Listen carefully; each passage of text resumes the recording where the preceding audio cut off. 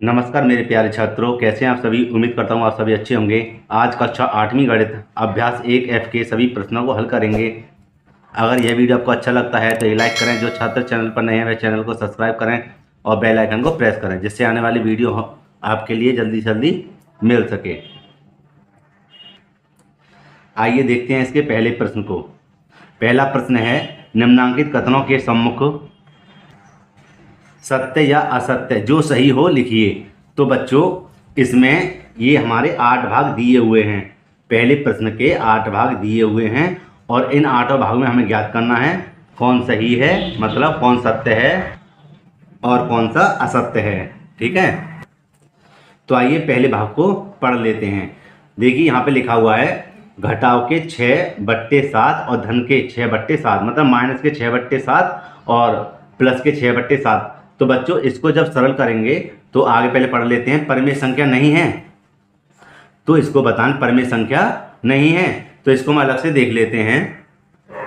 तो ये देखिए बच्चों, यहाँ लिख लेंगे 6/7 और यहाँ लिखा हुआ है धन के 6/7। यहाँ किसके ऋण के, यहाँ धन के, तो प्लस माइनस के कटेंगे कितना आएगा, 0। कितना आएगा, 0। तो कहता है परिमेय संख्या नहीं है, तो कैसी है, 0 कैसी संख्या होती है, परिमेय संख्या होती है ना। तो इसलिए कैसा है, ये असत्य है,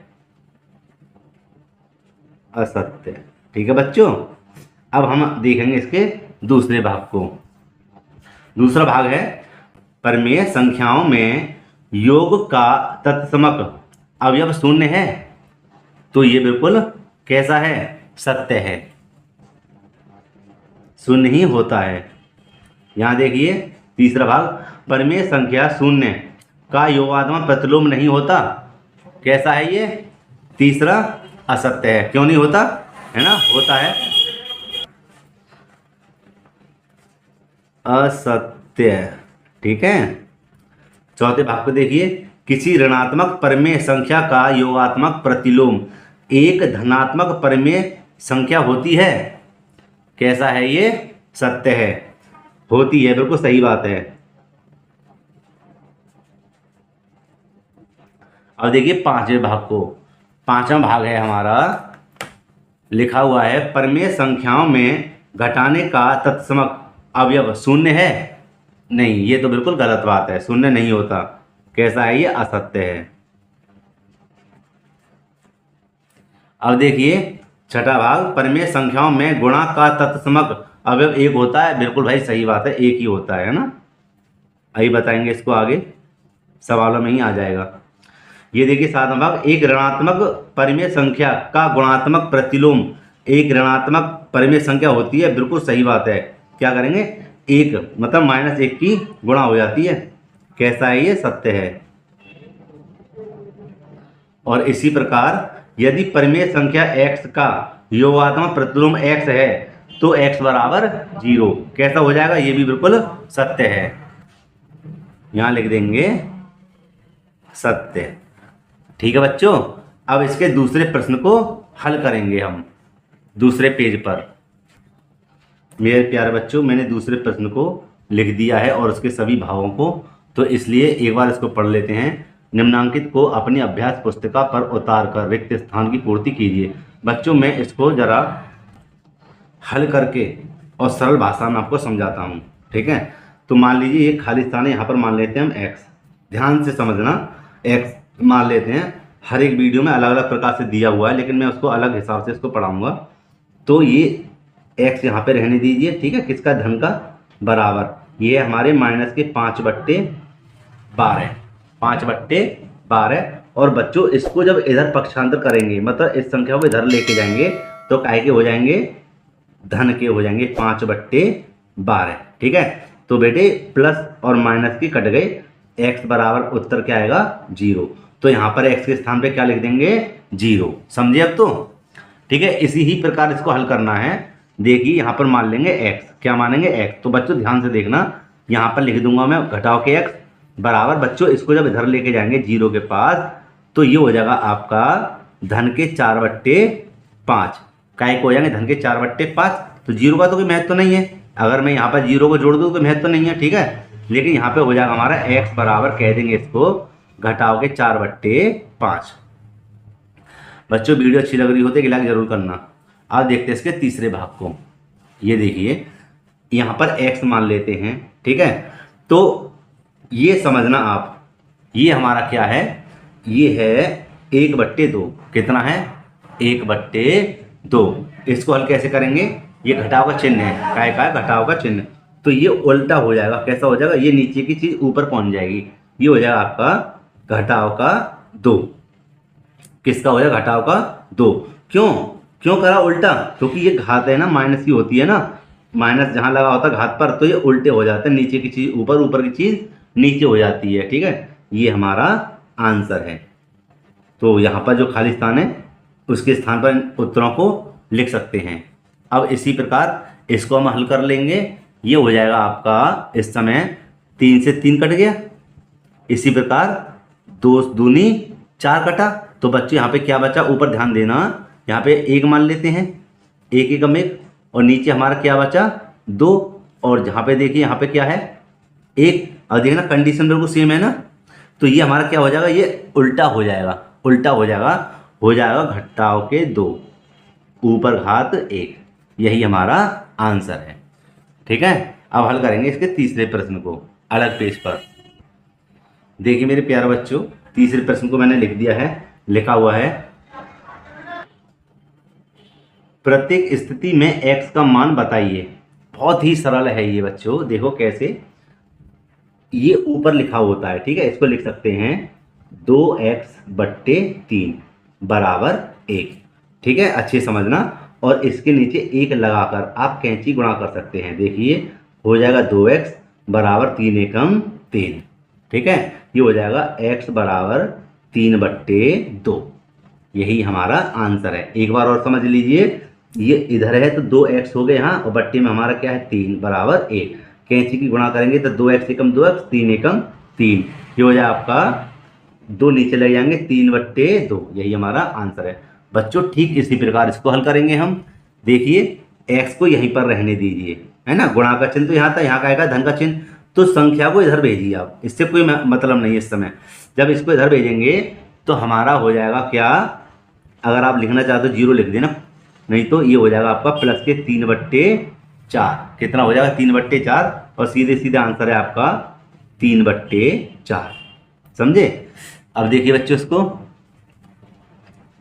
ये हमारे अब हम क्या करेंगे तीसरे भाग में। देखो बच्चों ये हो जाएगा आपका 5 की इधर गुणा करेंगे तो माइनस के 5x एकम 5x, और बट्टी में हो जाएगा 4 बराबर 1, ठीक है। और बच्चों इधर आप कैंची की गुणा कर सकते हैं, हो जाएगा आपका माइनस का 5x बराबर 4 एकम 4, ठीक है। और ये हो जाएगा आपका x बराबर माइनस के 4/5। यही इसका आंसर है, ठीक है बच्चों। अब इसके करेंगे चौथे भाग को हल, है ना, यहाँ पर अलग बिल्कुल। ये देखिए बच्चों, अब इसको हल करेंगे। देखिए यहाँ पर माइनस से माइनस कट गया, है ना। यहाँ हो जाएगा आपका 6x और बट्टे में 7 बराबर 1, है ना। फिर 1 लगा देंगे और कैंची कर देंगे गुणा। 6x बराबर 7 एकम 7, और x बराबर 7/6। और बच्चों इसी प्रकार यहाँ करेंगे।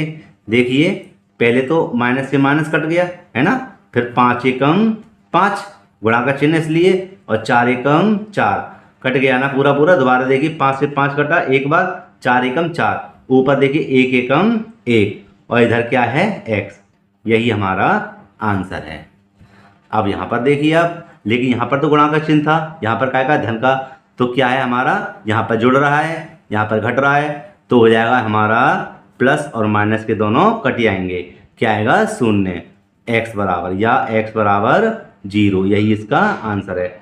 समझ में नहीं आया तो यहाँ पर आप देख लीजिए, मान के चलिए यहाँ पर क्या है घटाव के 2 और यहाँ पर धन के 2 हैं, तो 2 में से 2 है तो कितना बचा 0, कितना बचा 0। इसी प्रकार यहाँ धन के 7/6 हैं या ऋण के 7/6 हैं, दोनों कट जाएंगे, कितना आंसर आएगा 0। यही इसका आंसर है। बच्चों उम्मीद करता हूँ यह वीडियो आपको काफ़ी पसंद आ रही होगी। आ रही है तो बच्चों एक लाइक कर देना, और अगर कोई डाउट है तो हमें कमेंट करके बता सकते हैं, ठीक है। अब हम चलते हैं इसके चौथे भाग पर अलग पेज पर। ये देखिए बच्चों, चौथे प्रश्न पर हम आ गए हैं और लिखा हुआ है चौथा प्रश्न, निम्नांकित परिमेय संख्याओं के योगात्मक प्रतिलोम बताइए। बहुत ही सरल प्रश्न है।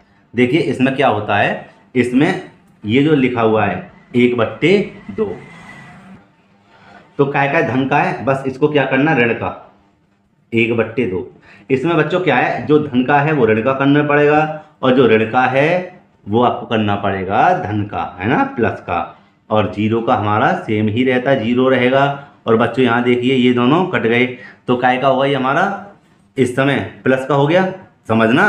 काय का हुआ देखिए यहाँ पर क्या बात है, 4/7 काय का प्लस का, लेकिन योगात्मक प्रतिलोम कह रहा है तो आंसर क्या आएगा, अलग, बिल्कुल काय का ऋणात्मक, है ना, समझे। अब देखिए पांचवें सवाल को, यहाँ पर पांचवा सवाल है, निम्नांकित परिमेय संख्याओं के गुणात्मक प्रतिलोम ज्ञात कीजिए। बच्चों गुणात्मक प्रतिलोम क्या होता है, ये देखिए आप, गुणात्मक प्रतिलोम में क्या होता है, बस संख्या क्या होती है, पलट जाती है। जैसे कि इसका गुणात्मक प्रतिलोम हो जाएगा हमारा 13 ऊपर और 8 नीचे, है ना। चिन्ह बिल्कुल सेम रहेंगे इसमें, जैसा है वैसा का वैसा। यहाँ देखिए बच्चों, ये हो जाएगा आपका घटाव के 19/6, इसका ये आंसर है, इसका ये आंसर है, ठीक है। इसको देखिए, ये हो जाएगा आपका तीसरे भाग का, यहाँ पर पलट जाएगा, हो जाएगा 17, सॉरी ऊपर हो जाएंगे 16 और नीचे हो जाएंगे 17, ये इसका आंसर है। अब हम दूसरे उसको देखते हैं, चौथे भाग को। देखिए चौथे भाग को, अब बच्चों इसके नीचे तो कुछ नहीं है कुछ नहीं, तो बेटे इसके नीचे 1 मानते हैं, क्या मानते हैं, 1, है ना। तो जब इसको उल्टेंगे तो हो जाएगा 1/9 काय का घटाव का, ठीक है, ये इसका आंसर है। यहाँ देखिए ऐसे इसके नीचे लगा देंगे और हो जाएगा हमारा कितना, 1/17। इसी तरह बच्चों पहले इसको सरल कर लेंगे, हो जाएगा 9 दूनी 18 और 4 पंजे 20, ठीक है बच्चों। तो अब इसको पलटेंगे, क्या हो जाएगा, 20/18, यही इसका आंसर है।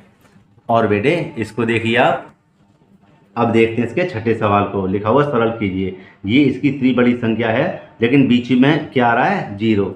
तो बच्चों इसको यहाँ पर देखिए, मैं कितनी भी बड़ी संख्या दे दूँ, 5 गुणा 6 गुणा 32, ऐसे 328 गुणा 0 गुणा 6, है ना, ऐसी कितनी बड़ी संख्या कहूँ और कह दूँ इसकी आप गुणा करिए, तो आप सबकी गुणा करने की बजाय आप 0 की सीधे कर दिए। 0 की जब किसी में गुणा करते हैं तो कितना आएगा, 0 ही आएगा। इसी प्रकार इसमें देखो बीच में क्या लगा हुआ है, 0, तो जब हम 0 की सीधे सीधे गुणा कर देंगे तो उत्तर क्या आएगा, 0 ही आएगा, ठीक है बच्चों। हमने अभ्यास 1F के सभी प्रश्नों को हल कर दिया है। जिन छात्रों ने हमारे चैनल को सब्सक्राइब नहीं किया वह सब्सक्राइब जरूर कर लें और बेल आइकन को प्रेस कर लें, जिससे हमारी आने वाली वीडियो उनके लिए सबसे पहले मिले। मिलते हैं इसी प्रकार की एक और वीडियो में, धन्यवाद।